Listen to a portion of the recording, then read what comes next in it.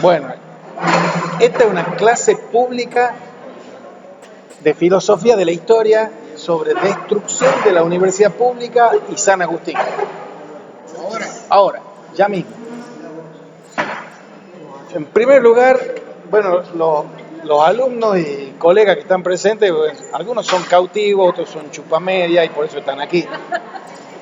Pero yo quiero agradecerle en especial a estos dos señores que son egregios profesores jubilados de la Facultad de Agronomía. Y habrán sido profesor del marido de Amira Jury, que es la jefa de trabajo práctico, que es Carlos Budeguer. Carlos Budeguer. Budeguer. Trabaja en la cátedra de genética. Claro, sí. Budeguer. Sobrino de Lito Budeguer. ¿Ah?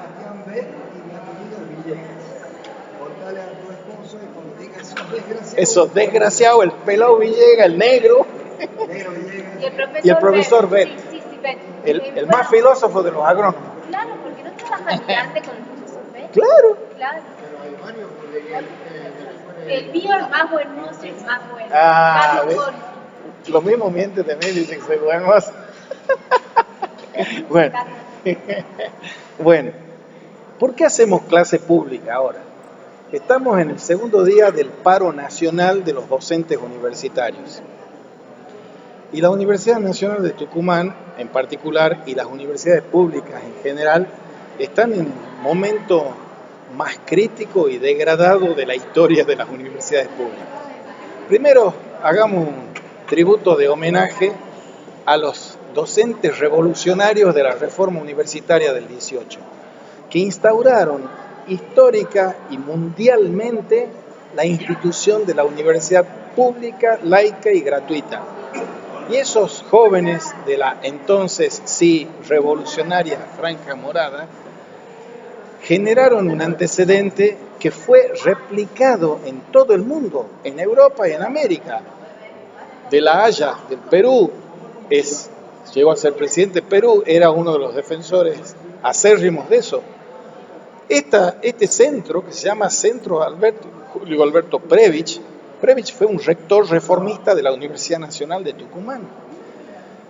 El tema de la reforma universitaria acontece en el 18, que ya estaba en la presidencia don Hipólito Yrigoyen. Y en ese momento, la Universidad Nacional de Córdoba, de las 4 universidades pioneras y decanas, una es la de Córdoba, otra es la de Buenos Aires, otra es la de Santa Fe y otra es la de Tucumán. La de Tucumán, como hija de la de La Plata, se podría decir, es una de esas 4 egregias universidades que empezaron bajo el calor reformista.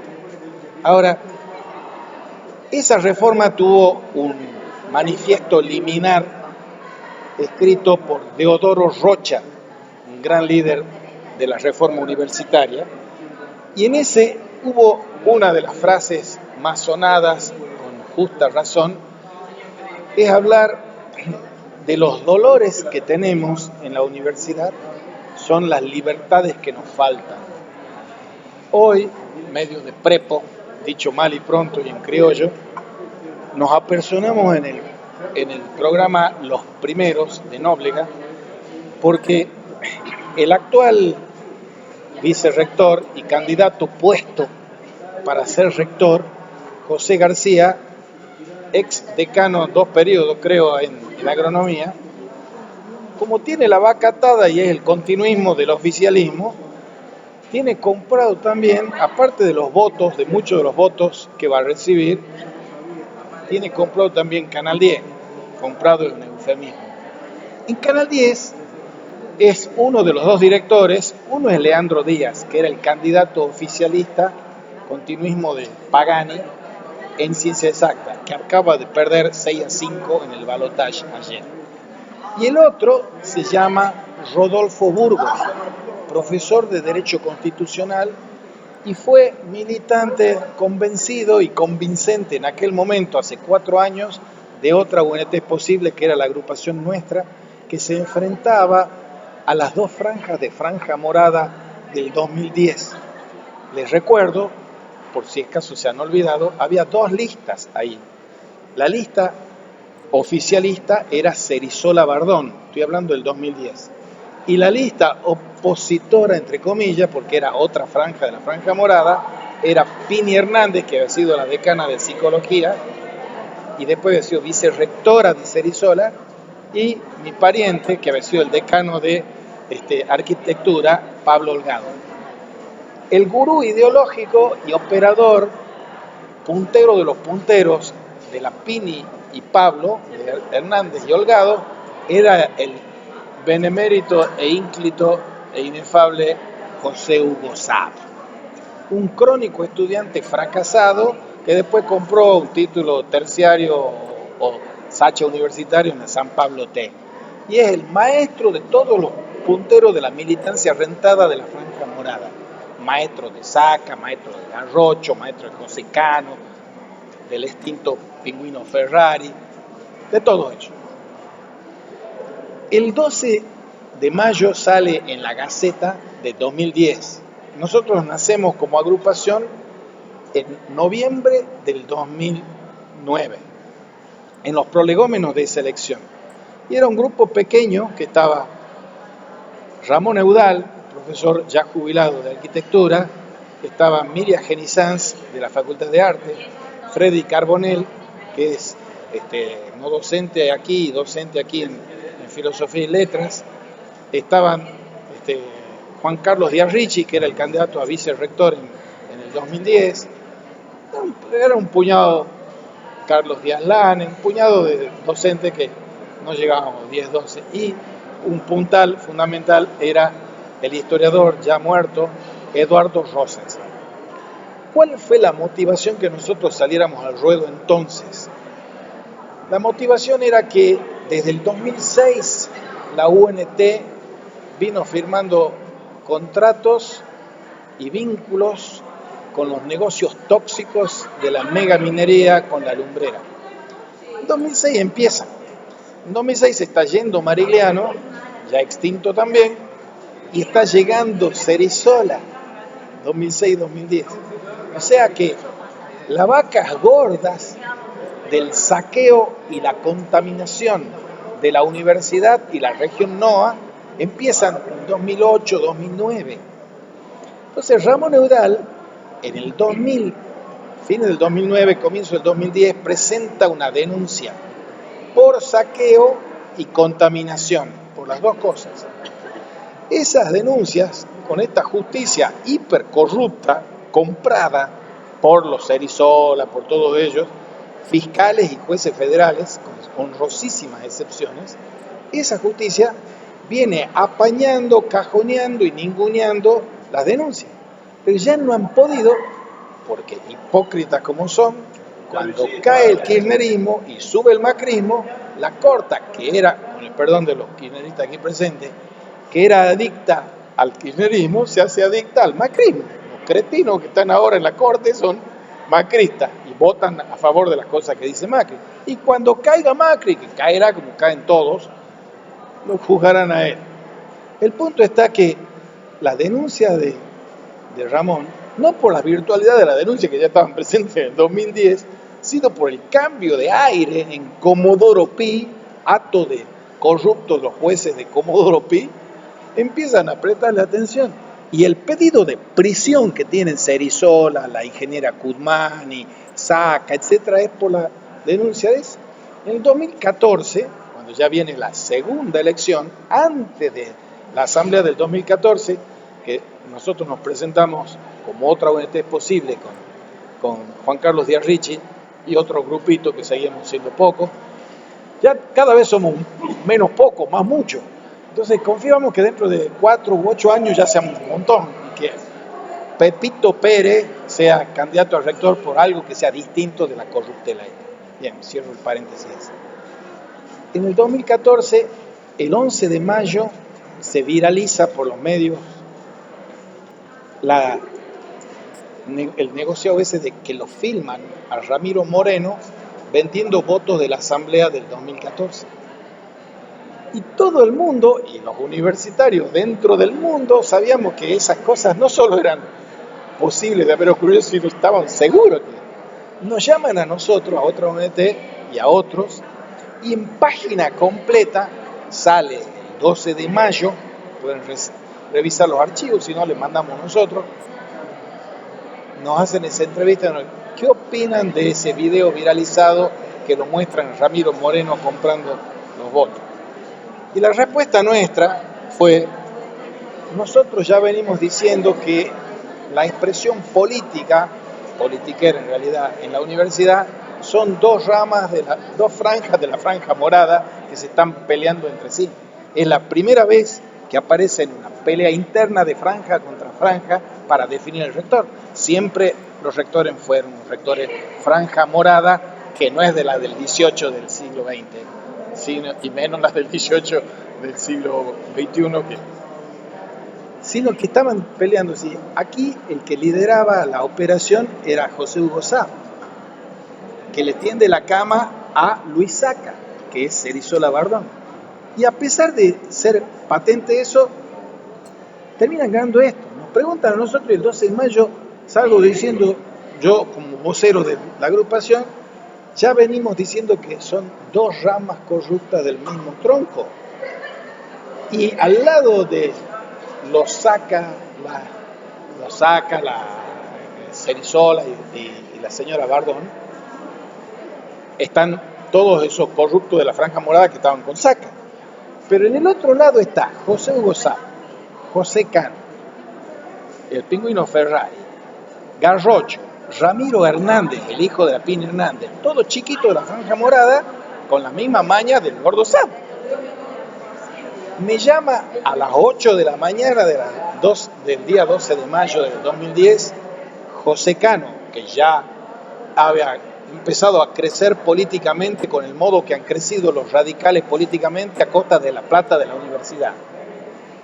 Me llama, y yo lo había llamado un par de veces para que lo cascotee a José Jorge Alperovich, porque estaba hablando de temas de los índices de natalidad, de las truchadas que había hecho Alperovich con Mansur para decir que había bajado la tasa de mortalidad.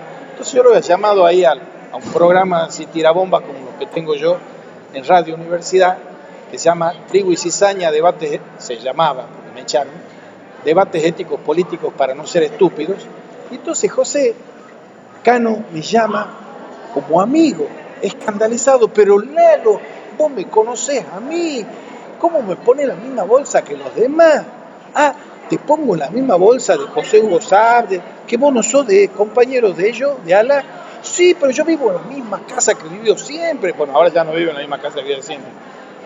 Digo, José Cano, vos has hecho una campaña política en la UCR como diputado nacional a costa de los millones que saco de la universidad. ¿De qué estamos hablando? Fin de la anécdota de lo que se cosía en el 2014. O sea, hay una ilegitimidad moral, política y de criminalidad económica en la constitución de eso.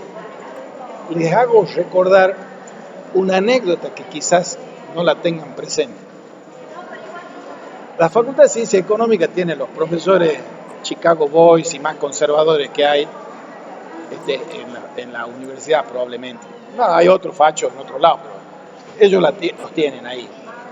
Un profesor de esos, que es una excelente persona y tiene la ideología liberal, no es una ideología ni trotskista, ni peronista, saca una propuesta, la aprueban en el Consejo Directivo de Ciencia Económica.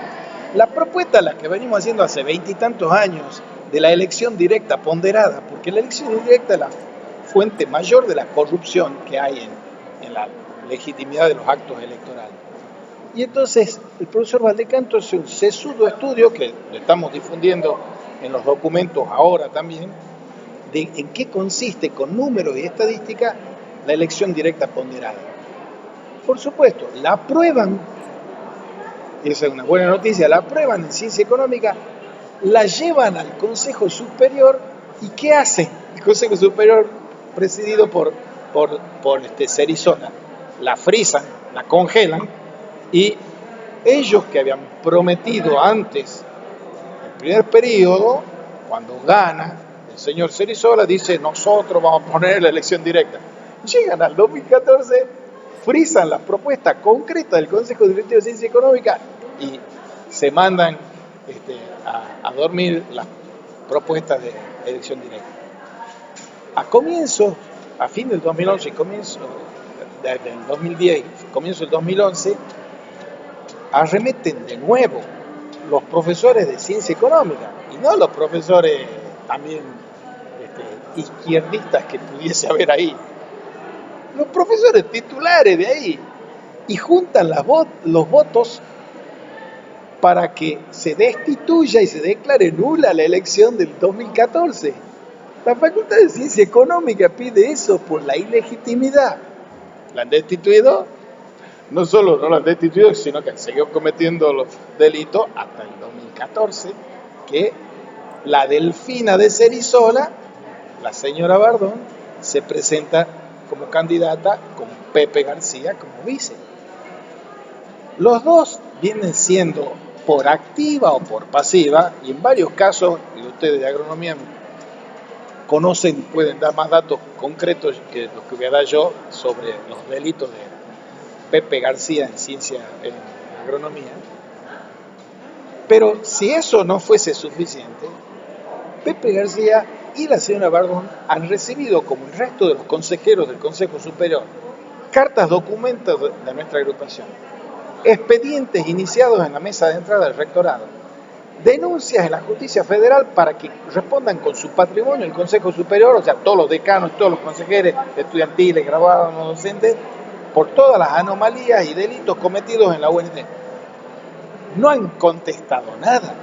Y cuando no han tenido más remedio, porque la Gaceta me prestó un poco de espacio, cuando denunció de dos entidades crediticias que estaban vendiendo créditos a los universitarios como público cautivo a los pies de la estatua de Juan Veterano en la Ayacucho, me decían que yo mentía. Cuando ha venido la confirmación de que yo no mentía, la han suspendido provisoriamente y ahora siguen haciendo los negocios a cambio de las cometas esas dos entidades, Credinos y Finsol. Credino es una entidad que tiene una pata empresaria o privada, pongo comillas en privada, y una pata del funcionariado que está operando así. Todas las entidades que quieren otorgar crédito en las universidades públicas tienen que ser autorizadas por una creación del kirchnerismo, precisamente, por una entidad que es una secretaría dentro del ministerio que hoy se llama de modernización, que avala si pueden o no pueden dar créditos. Estas entidades no tenían en absoluto ese aval, que era lo que yo estaba denunciando, en denuncia en la justicia federal. Y entonces me sale la señora rectora a contestar, el profesor Ruiz Pelle está mal informado. Bueno, esas denuncias no solo han prosperado hasta cierto punto, sino que se ha demostrado que los mentirosos eran ellos y que las cosas anómalas las hacían ellos y las siguen haciendo. Porque ahora han cambiado, en vez de darle cometa a los de Credino al rectorado, le da el rectorado a los de Cambiemos para que le den la autorización. Y ahora esas mismas entidades delictivas que estaban operando, después de la suspensión, siguen operando hoy. Y siguen operando sin la autorización de allá o con la venia de allá. Porque yo he hablado con los chicos del Ministerio de Modernización, le digo, ¿en qué quedamos? Usted me mandó que esto no te dice, bueno, hasta que usted no nos traiga la sentencia firme de la justicia, no podemos hacerle esa sanción. Cuando usted nos traiga, ¿a qué justicia va a ir? La que compró la Bardón y Cerizola. Yo a la justicia también le quiero dedicar un parrafito, porque esta justicia es tan corrupta, incluso quizás más corrupta que la justicia provincial, que están un hato de ladrones ahí en la justicia provincial, de Juanes, de Estofán, que era abogado de Alperovich, ¿Y el fiscal Gómez? Bueno, esa es la otra cosa, esa es la mosca blanca, el fiscal Gómez. Bueno, ya voy a contar. Sigamos con los jueces. Hay dos jueces federales que son clave para entender en las cuestiones de la universidad y las denuncias que tiene de Eudal, de Freddy Carbonell, de Proeco, mía, de la universidad con la lumbrera. Esos jueces son Daniel Bejas y Poviña. Daniel Bejas era apoderado del PJ de los gordos de la CGT, de los reaccionarios, de los choros nuestros, del PJ de los choros nuestros. Era abogado de Alperovich. Y él además es gran admirador, el hijo es líder de la Cámpora aquí, en Tucumán, y es gran admirador de los Kirchner y de Justicia Legítima. A ese señor, en el año 2013, el entonces decano de la Facultad de Derecho, José Luis Vázquez, lo nombra profesor de ética en la Facultad de Derecho, sin concurso, a dedo, a ese que tenía que entender en las cuestiones de la universidad. Yo le hago una denuncia en la justicia. La denuncia es cuando uno recusa a un juez, el juez tiene que decir acepto la recusación y doy un paso al costado o no acepto. Él rechaza. Va a la denuncia mía con la fotocopia de la resolución de designándolo y sube a la Cámara. Y ahí están otros jueces cómplices de él que estaban en la Cámara, San Juan y Guaya. Y ellos lo mandan al muere. Lo elevo al CAM, a la Justicia Nacional, y el CAM me recibe la denuncia y me dice la vamos a estudiar. Pasó por un año, me dice no hacemos lugar, no tiene suficiente prueba. Y yo les doy suficiente prueba. Bueno, forma parte de la mafia actual enquistada en la justicia federal, en la justicia en Buenos Aires. Vamos al fiscal Gómez. El fiscal Gómez es un tirabomba que no es muy prolijo procesalmente, pero es un tipo que defiende a capa y espada los derechos humanos y los derechos de la naturaleza. Y es el más feroz contendiente de los que cometen crímenes de lesa humanidad y crímenes de lesa naturaleza. Entonces el único fiscal, que es el fiscal general federal, fiscal que está por encima de todos los otros fiscales, el único fiscal que le da una acogida clara, contundente a las denuncias que hacemos nosotros. En el 12 de abril del 2016, o no me acuerdo si el 12, por ahí, en abril del 2016, el Consejo Superior se apresta a convertirse en algo que nosotros venimos pidiendo desde el año 2009, que la universidad no sea cómplice de la lumbrera, sino se constituya en parte querellante de la lumbrera y de los funcionarios que estaban ahí. Entonces, cuando se produce eso, me habla por teléfono Gómez, con el quien yo tengo un trato bastante fluido, y me dice, Lalo, yo quisiera poder hablar en el Consejo Superior. ¿Vos me podés hablar? Vení, vamos. Nosotros estábamos con Adiunt, el gremio de los docentes, estábamos presentes en la sala del Consejo Superior. Yo llego tarde con Gómez, hablo con el consejero estudiante, porque ninguno de los consejeros docentes me iban a dar bolilla, y le digo, che, necesito que lo haga hablar Gómez, que pida la palabra por Gómez. Entonces el chango pide la palabra por Gómez y no se la querían dar. Entonces ante la patética situación de que se la iban a tener que dar, le dicen, bueno, pero le vamos a dar la palabra, pero después que discutamos unas cuantas cosas. Bueno, está bien, se queda Gómez ahí y empieza, cuando le tienen que dar la palabra a Gómez, empieza la rectora, la doctora Alicia Bardón, y le dice, doctor Gómez, a mí me hubiese gustado que antes de venir al Consejo Superior usted me hubiese visitado en el despacho para charlar previamente, y que es más bruto que yo, que es decir, le dice, yo no acostumbro a dialogar con aquellos que pueden ser imputados. Así le contestó Gómez. Se armó un despiole en el Consejo Superior y salieron todas las vírgenes deshonradas del Consejo Superior a decir, Gómez salió rajando porque sabía que estaba tirando la bomba y se iba a armar. Han presentado un escrito ante la Gilles Carbó, ante el Ministerio de Justicia en aquel momento, en 2015 era, antes de que se fuera Cristina, a todas las entidades, al Consejo de la Magistratura, para que prácticamente le quitaran la matrícula a Gómez, por el avasallamiento de la autonomía universitaria por parte de Gómez. Entonces nos juntamos tres tipos, uno de la CTA, Roger Sánchez, otro Ramón Eudal, y quien habla, y presentamos una nota de desagravio a Gómez. Yo viajo a Buenos Aires, hablo y presento la nota de desagravio en el Ministerio de Justicia, en la Gilles Carbó, en el Consejo de la Magistratura, etc. diciendo quién era Gómez, que era el único que luchaba. En aquel momento había una cuestión bastante urticante, que sigue siendo urticante hoy, y gracias a Gómez está teniendo un curso más positivo, que era el crimen de lesa humanidad de Milani en contra del soldado Ledo. ¿Quién lo hacía avanzar la causa? Gómez. ¿Quién la frenaba? Los fiscales y los jueces como ovejas. Las dejó frenando al final, porque eso, perdón compañero, era el mandato de Cristina, que lo tenía de jefe militar nacional y popular a Milani. Y el desgraciado Milani, el represor de aquello, estaba zafando. Ahora, gracias a lo que Gómez ha hecho, no han podido enfriar la causa. Bueno, eso es Gómez y no sigo dando la lata. Sigamos con la propuesta, porque yo sé que soy bruto y parece que no me arrepiento ni me corrijo, pero a raíz de que tantos buenos amigos me han dicho no sea tan bruto, yo me corrijo, pero no tanto.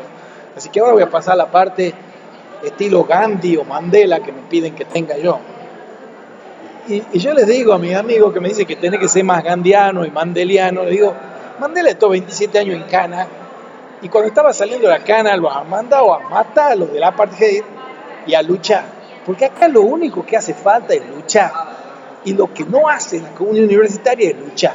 Todos somos hijos de la pavota, o sea, idiotas, que hacemos lo que hacemos. Y cuando yo lo apunto a Pepe García con un dedo, o a Labardón con un dedo, o a un Cerizola, o a un Saca con un dedo, hay un dedo que los apunta a ellos y 4 dedos que me apuntan a mí. ¿Qué significan esos 4 dedos? La comunidad universitaria, que es la que posibilita que estos señores de malas mañas estén en el poder que están y sigan estando.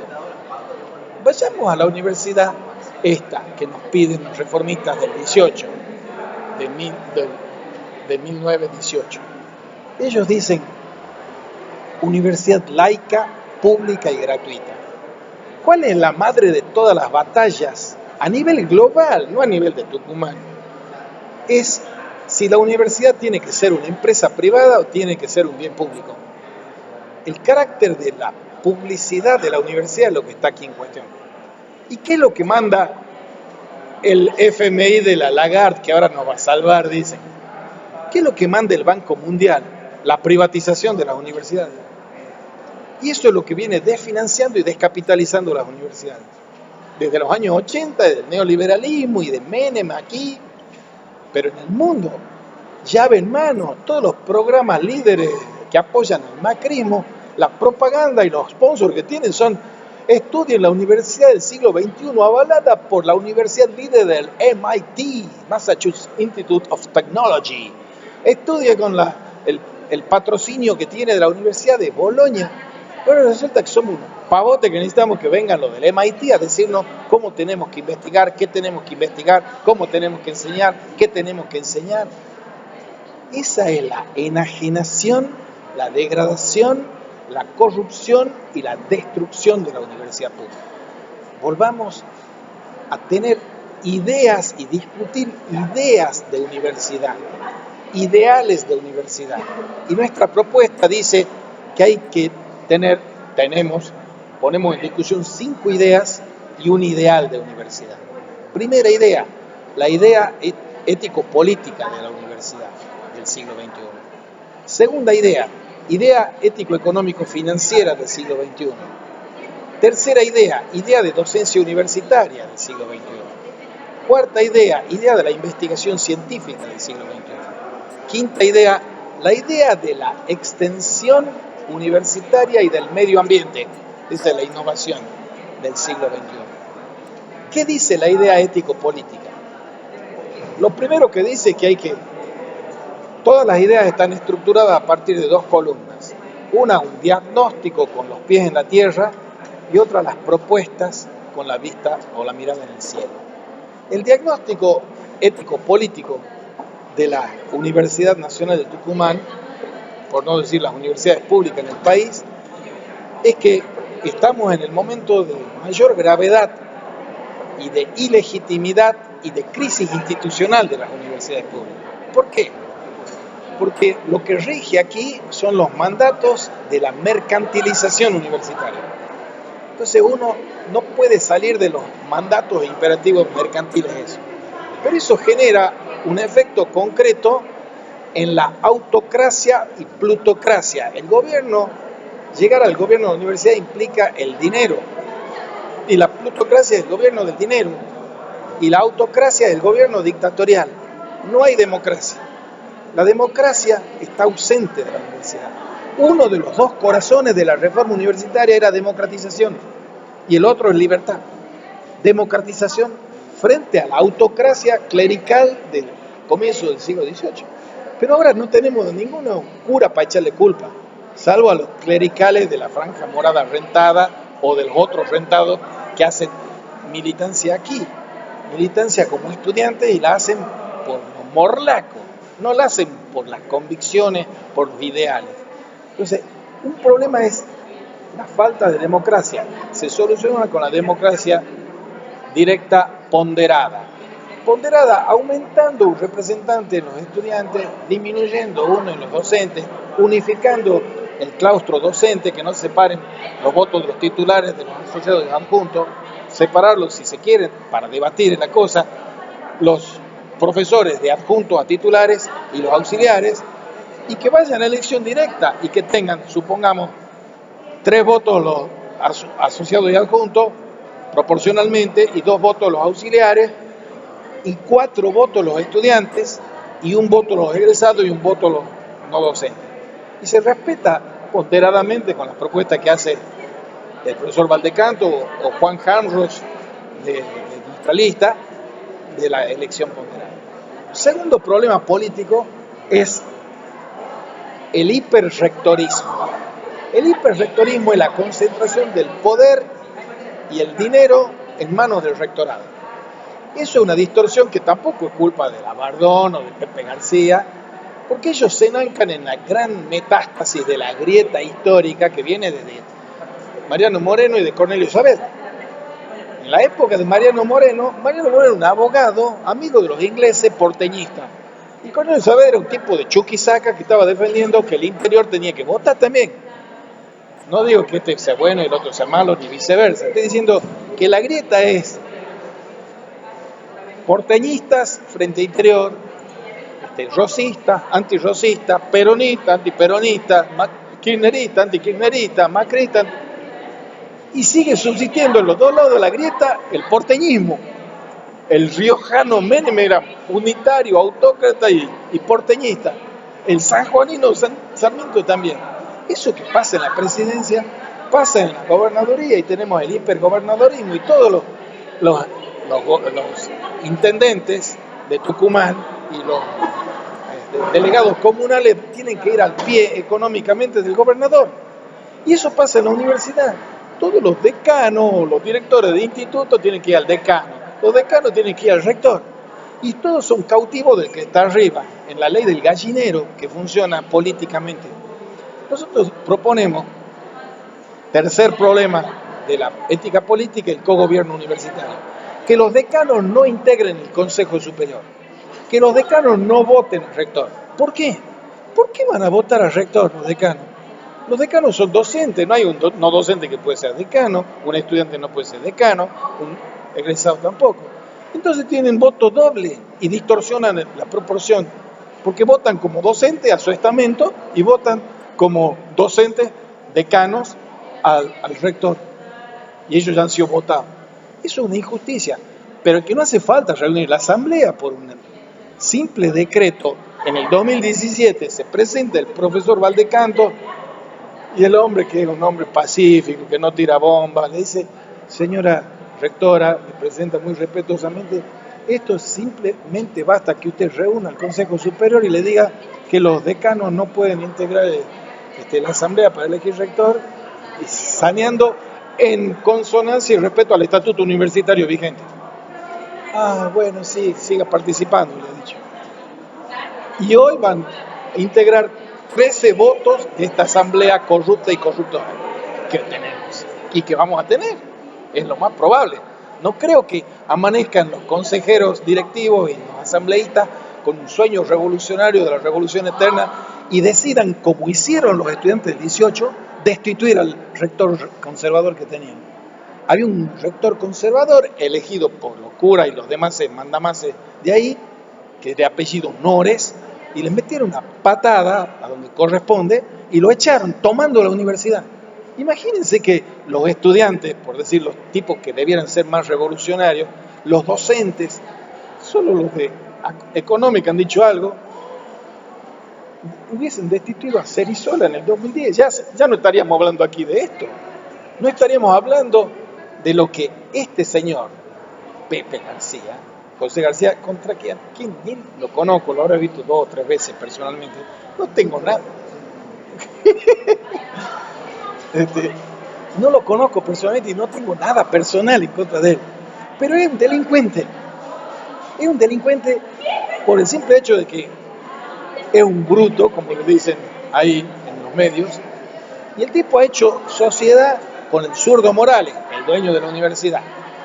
El zurdo Morales mandó a votar a todos sus esbirros y cómplices por la candidatura de Pepe García. ¿Pero qué creen? ¿Que porque le gusta el ideario que no tiene Pepe García?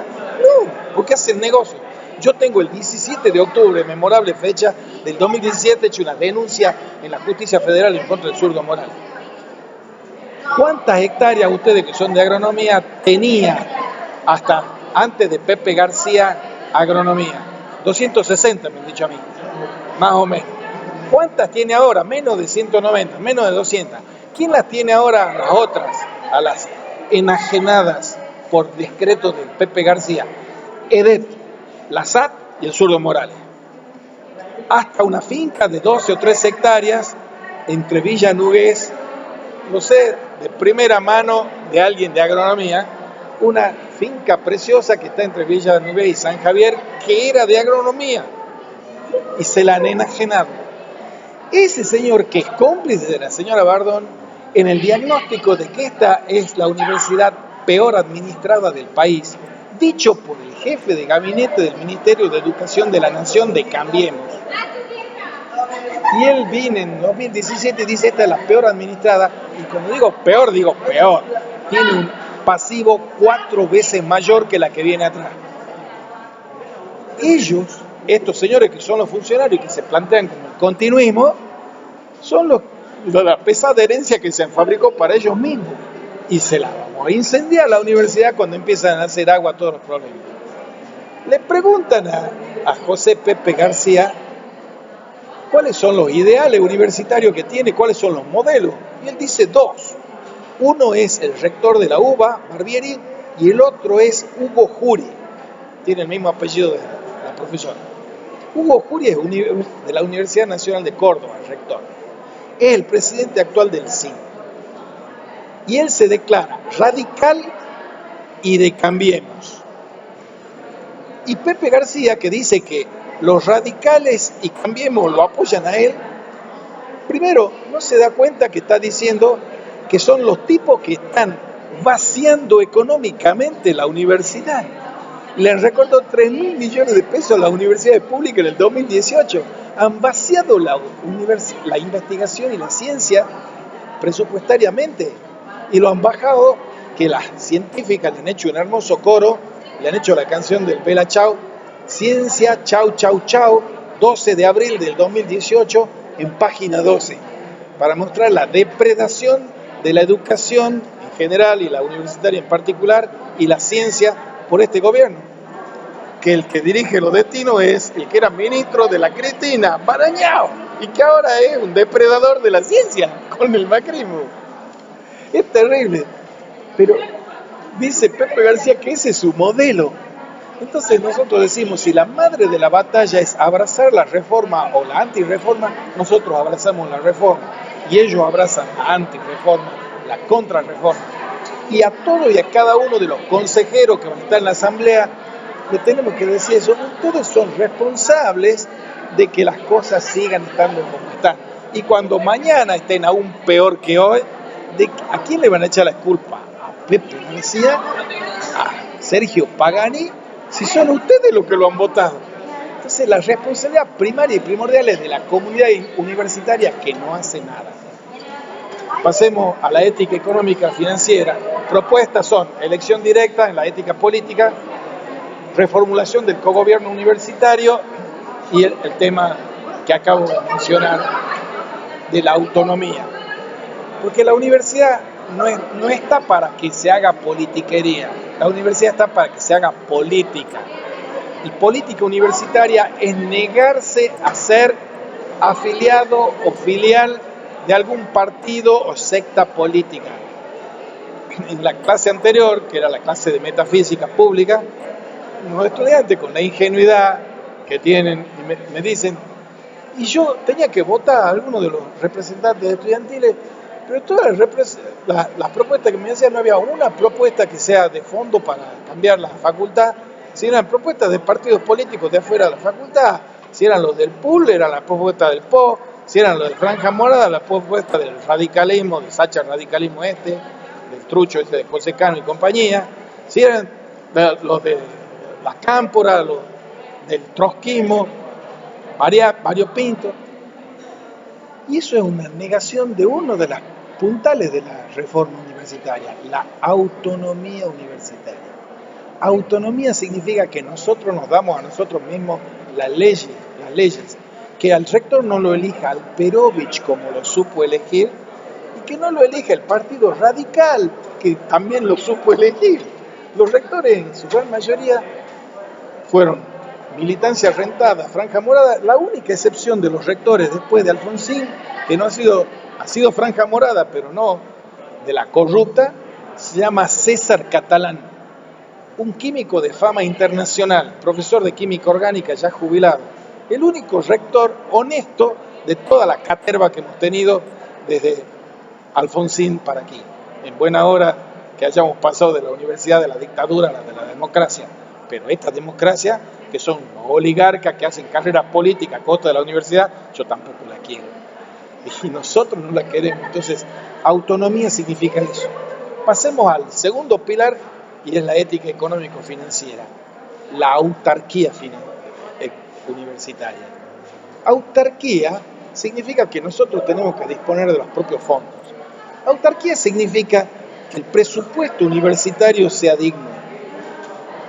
Autarquía significa que al presupuesto nos lo fijamos nosotros, como se lo fijan los jueces. No nos lo fija el Congreso de la Nación gobernado por el partido tal o cual. ¿Y que eso es una utopía? Sí, claro que es una utopía. Una utopía y un sueño como el de Eduardo Galeano. Utopía es el horizonte hacia el cual nosotros caminamos. Y esas utopías son posibles haciendo tres cosas. Uno es la auditoría integral, institución por institución, dependencia por dependencia de la UNT. Una auditoría integral que deslinde las responsabilidades de quiénes son los que vienen saqueando la universidad, quiénes son los que presuntamente han cometido delitos con la universidad. Y esa auditoría tiene que ser externa, proba e integral. Segundo tema, rendición de cuentas. Aquí tiene que haber, como había en la época de la colonia, y no estoy diciendo que hay que volver a la época de la colonia, entiéndanme, que era un juicio de residencia. El ejecutivo que se iba, o el legislativo, el judicial que se iba, el legislativo no había mucho, el judicial que se iba, tenían que rendir cuentas de saber cómo se habían enriquecido o no, qué obras habían realizado, qué bondad o maldad tenía esa zona. Ese juicio de residencia es lo que debiéramos hacer para que deje de haber impunidad.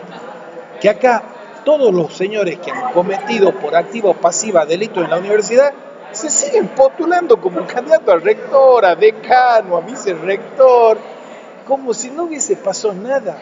Y lo siguen votando. ¿De quién es la responsabilidad?